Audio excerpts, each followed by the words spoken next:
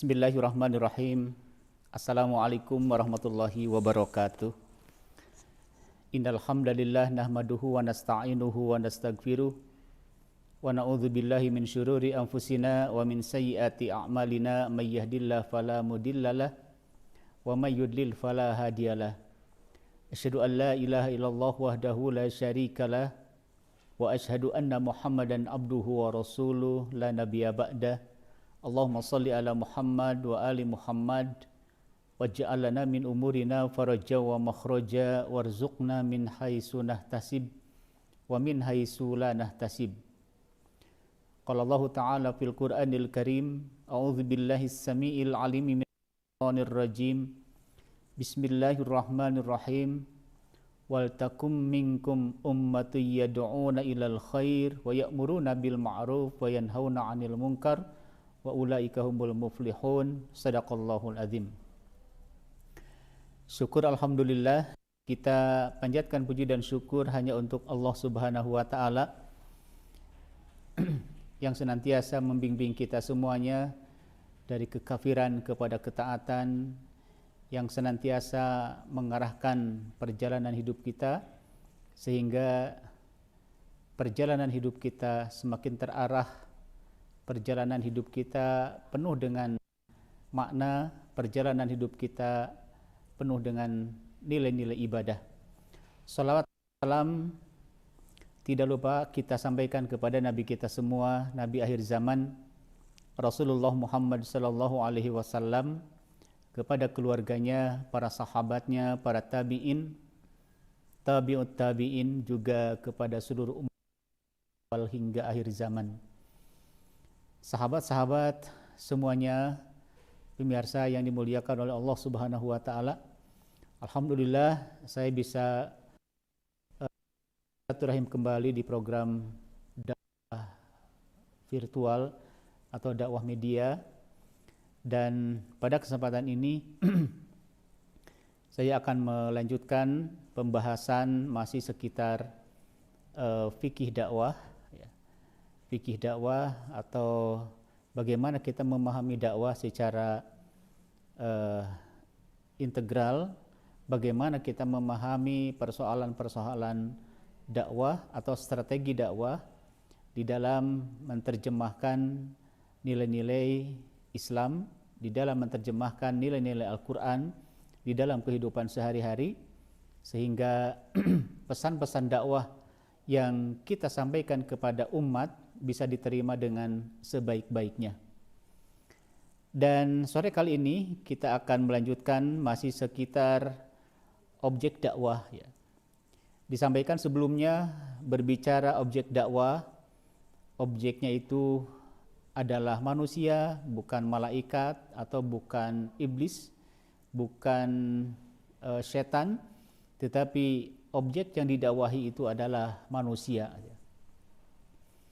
Nah, berbicara tentang manusia, tentunya ada berbagai macam ragam manusia di dalam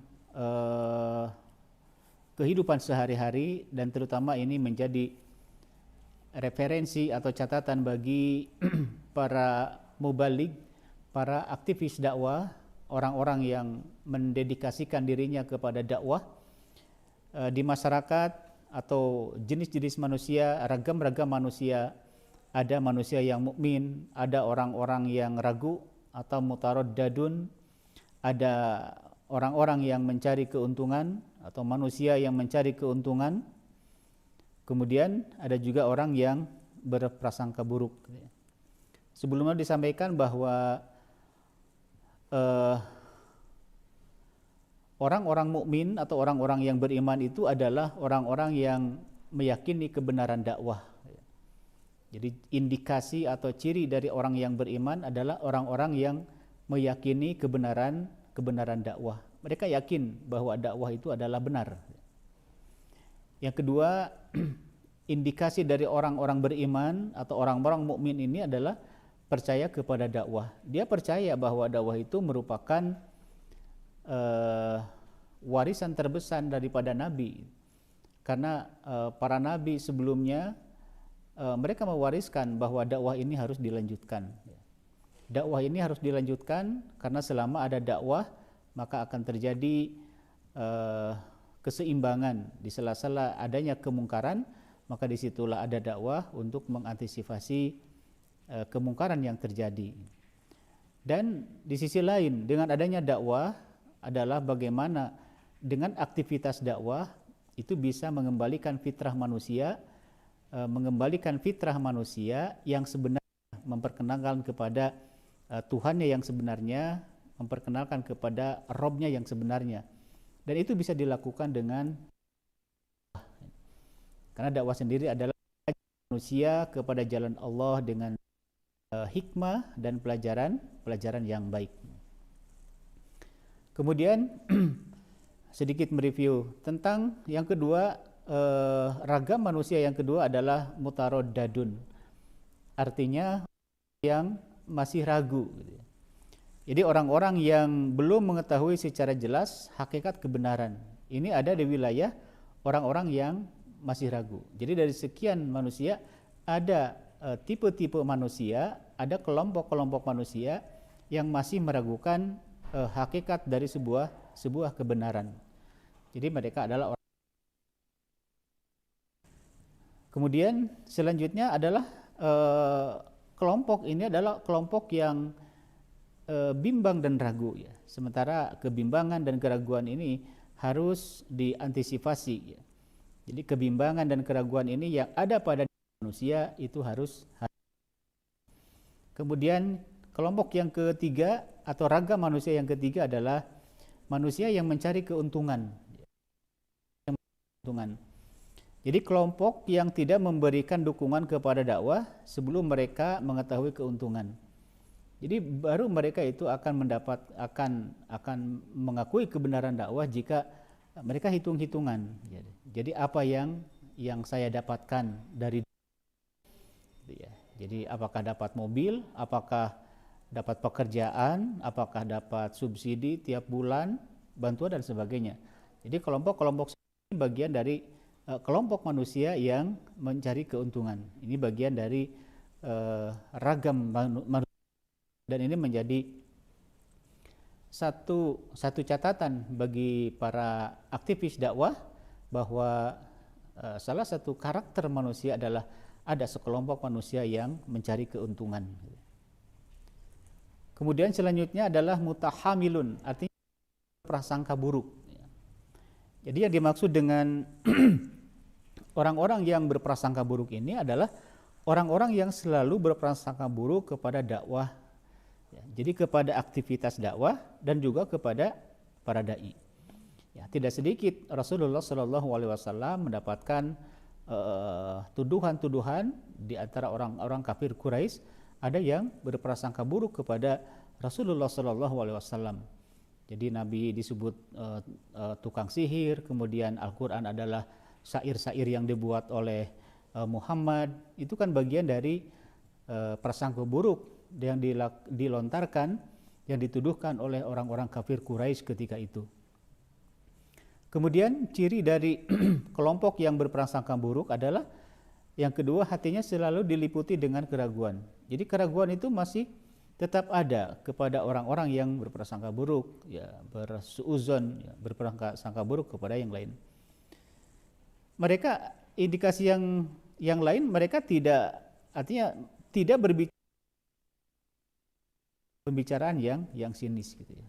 Jadi kelompok ini sinis ya. Kelompok ini ketika berbicara dakwah mereka sinis ya. Dan itu bagian dari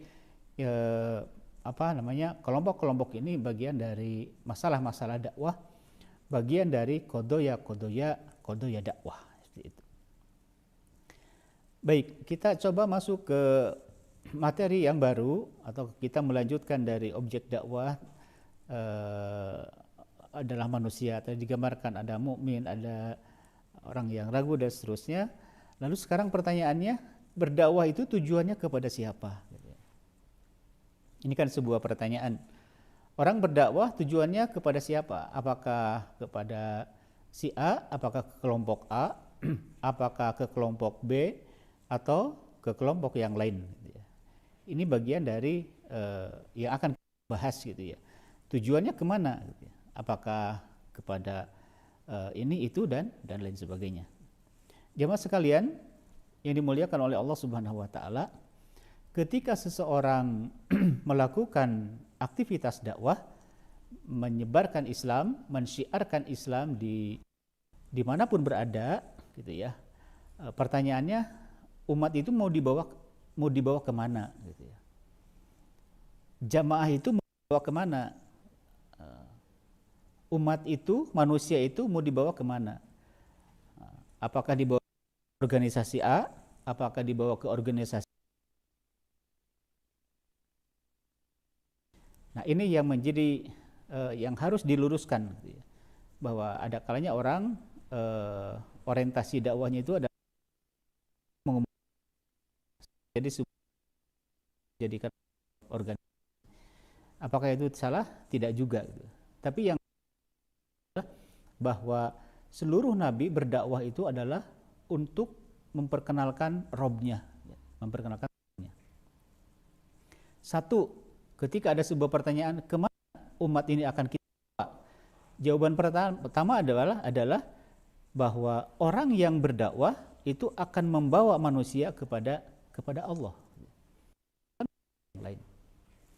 Wal takum minkum ummatu yad'una ilal khair. Dan hendaklah ada di antara kamu segolongan manusia. Wal takum minkum ummatu yad'una ilal khair, mengajak kepada kebaikan. Kebaikan di sini adalah salah satunya kepada Allah. Al khair ilallah. Ilal khair ilallah.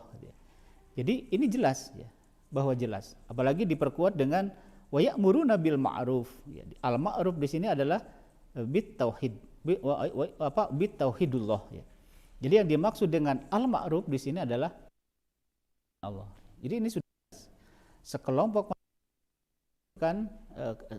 manusia yang diturunkan mengajak kepada manusia kepada kebaikan, kepada yang ma'ruf, mengajak kepada yang ma'ruf. Yang ma'ruf adalah bitauhidullah, agar manusia itu mentauhidkan Allah Subhanahu wa taala. Karena hakikatnya manusia itu semuanya mentauhidkan Allah ketika sebuah jawaban ya, seluruh jiwa manusia ketika Allah bertanya alastu birabbikum, maka seluruh jiwa manusia menjawab qalu bala syahidna, betul engkau adalah Tuhan kami. Kami menjadi saksi bahwa engkau adalah Tuhan kami. Jadi seluruh jiwa manusia menjadi saksi bahwa Tuhannya adalah Allah Subhanahu wa taala. Maka ketika lahir ke dunia itu akidahnya berubah, berbeda-beda keyakinannya, maka datanglah dakwah. Dakwah adalah fungsinya mengembalikan fitrah manusia agar seluruh jiwa manusia itu mengenal Tuhannya kembali. Jadi jawaban pertama ketika ada pertanyaan kemana umat ini akan kita bawa, maka kita akan membawa manusia kepada Allah Subhanahu wa taala agar seluruh jiwa manusia itu kembali kepada fitrah. Nah, dan itulah Allahu goyatuna, Allah tujuan kita. Jadi tujuan orang berdakwah itu adalah mengajak manusia tujuannya kepada Allah, mengajak seluruh manusia kepada jalan Allah. Allahu goyatuna, Allah sebagai tujuan. Nah, tentunya berbicara kita mengajak manusia kepada Allah, ya, mengajak manusia kepada Allah berarti juga kita mengajak kepada Islam, ya. Karena agama yang diridhoi di sisi Allah itu adalah hanyalah Islam, ya. Inna dina indallahil Islam. Sesungguhnya agama yang diridhoi di sisi Allah itu hanyalah Islam. Jadi ketika para aktivis dakwah, para mubaligh atau siapapun gitu ya, mengajak manusia kepada Allah berarti juga mengajak manusia kepada Islam. Jadi diperkenalkan kepada Islam. Apa itu Islam? Ya. Islam itu kan syamil mutakamil. Jadi agama Islam itu adalah agama yang universal dan sempurna. Universal, sempurna. Artinya kalau bicara universal, berbicara tentang berbagai macam dimensi, berbicara berbagai macam persoalan-persoalan yang tidak hanya masalah satu keilmuan saja. Kalau kita berbicara Islam adalah agama yang universal. Kemudian yang kedua, syamil, mutakamil, adalah juga agama yang sempurna. Jadi kepada Allah berarti juga mengajak manusia kepada Islam. Jadi bukan kepada aku gitu ya. Bukan kepada aku. Kalau berbicara aku, ini berbicara figuritas. Jadi berbicara jadi bukan kepada aku ini bukan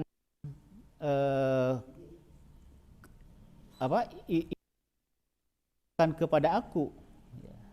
Tetapi kalau kita berbicara tentang kepadaku, ini berbicara tentang figuritas seseorang.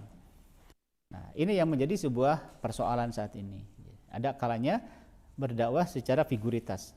Jadi hati-hati dengan penyakit figuritas ini. Gitu ya. Jadi dakwah bukan kepada aku, tapi dakwah itu kepada manusia, agar manusia kenal dengan Allah, mengarahkan manusia kepada Allah, mengarahkan manusia kepada Islam. Jadi bukan kepada aku, dan itu adalah berbicara kepadaku, berbicara figuritas atau kepada seseorang, kan tidak seperti itu. Nah, kenapa? Kalau kalimatnya kepadaku ini sangat berbahaya. Artinya tidak mau taat kecuali kepada figur itu. Ini kan menjadi sebuah fenomena. Jika seseorang tidak mau taat kepada yang lain, tapi dia taatnya kepada si A, ini sudah menjadi sebuah figuritas. Bahkan sampai diagung-agungkan, gitu ya, sampai mungkin sampai dituhankan, gitu ya, sampai fanatik sekali, itu sangat kurang bagus. Gitu ya. Itu sangat berbahaya. Kalau ketika seseorang berdakwah, ikutilah aku, gitu ya. Kemudian bukan pula kepada kami, ilaina. Jadi kalau kepadaku itu ilaya, kemudian kepada kami ilaina. Bukan pula kepada ilaina, bukan pula kepada kami. Ya, atau kami ini tentunya kalau berbicara kami, ini konotasinya dengan kepada satu golongan. Ya, kepada satu golongan. Ilaina kepada kami, kepada satu golongan, kepada kelompok. Dan ini pula ini juga sangat berbahaya. Kenapa? Ini bisa mengkafirkan kelompok-kelompok yang lain. Dan ini yang terjadi.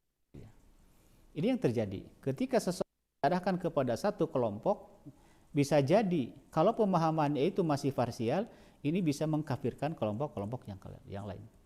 Kan bisa melihat di YouTube gitu ya, saling mengkafirkan. Ini mengkafirkan ini, mengkafirkan ini, memfitnah ini, mengkafirkan itu, dan lain sebagainya.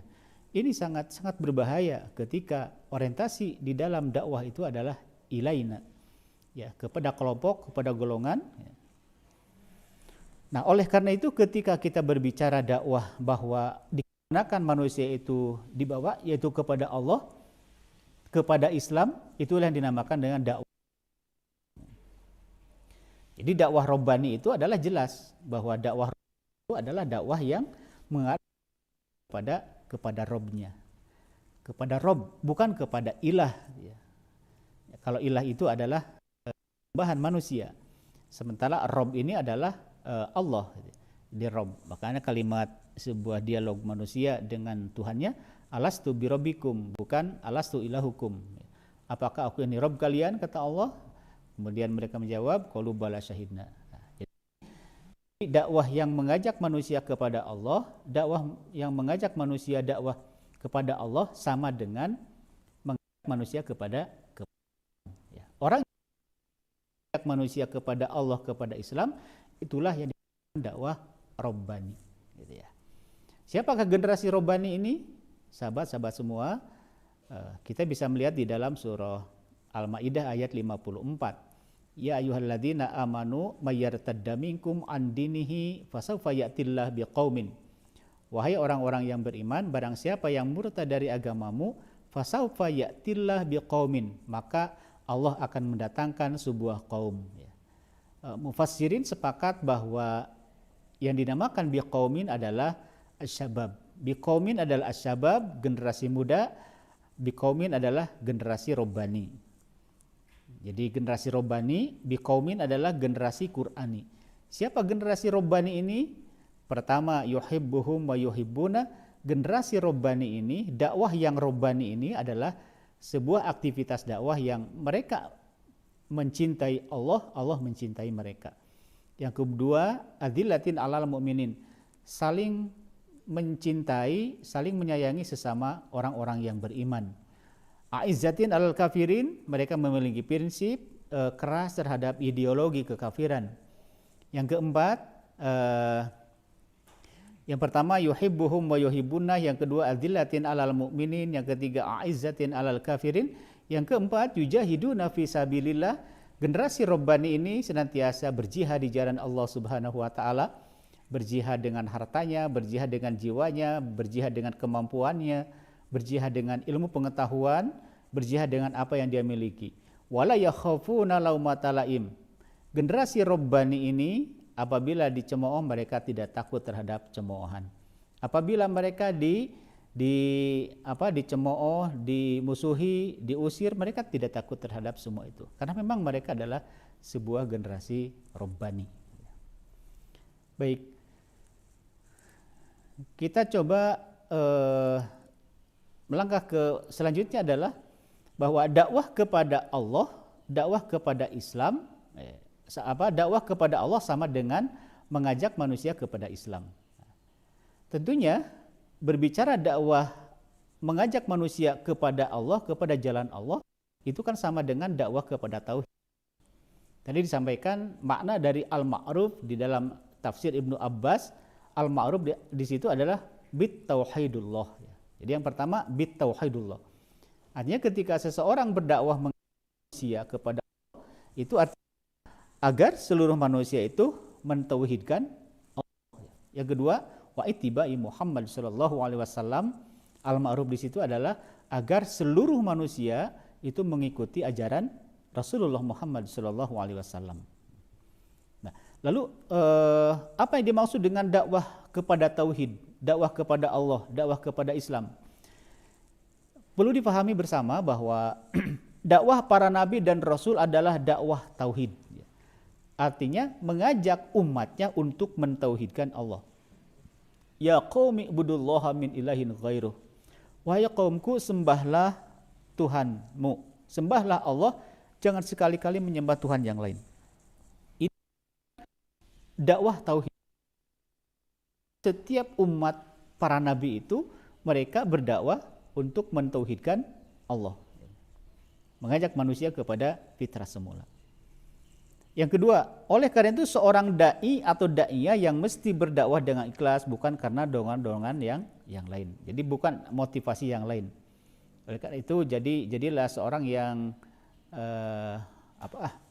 seorang yang ikhlas di dalam bergerak, ya. Seorang yang ikhlas di dalam berdakwah, seorang dai yang ikhlas, ya, mukhlishina lahuddin, ikhlas di dalam beragama, ikhlas di dalam menjalankan perintah-perintah Allah Subhanahu wa taala.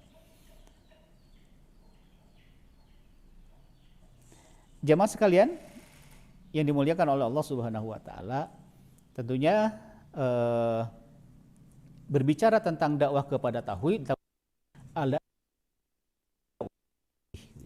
tanpa ada rekomendasi yang lain, ada motivasi. Jadi dakwah kepada Allah sama dengan kepada Islam, dakwah untuk mentauhidkan manusia agar manusia mentauhidkan Subhanahu wa taala, itu satu rangkaian, satu gambaran, itu bagian yang bersih. Jadi dakwah yang mengajak manusia kepada Allah Subhanahu wa taala. Nah, tentunya berbicara dakwah yang bersih ini berbicara tentang misi dakwah. Apa misi dakwah kita? Apa dakwah misi kaum muslimin? Apa dakwah misi misi dakwah Islam itu apa? Yaitu agar tujuannya mensucikan jiwa-jiwa manusia agar kembali kepada fitrahnya. Kemudian dia terus menapaki jalan panjang kebenaran yang telah digariskan oleh Allah. Jadi orang-orang yang berada di dalam jalan adalah orang-orang yang terus akan menapaki meretas jalan-jalan dakwah. Jadi dia akan terus berjalan di jalan dakwah ini. Karena dakwah itu adalah merupakan profesi yang dilakukan oleh para nabi. Sehingga nabi pun seluruh nabi, para nabi dan para rasul, mereka ikhlas di dalam menyampaikan Islam, menyampaikan kalimat-kalimat tauhid, mentauhidkan Allah Subhanahu wa taala. Ini sangat luar biasa.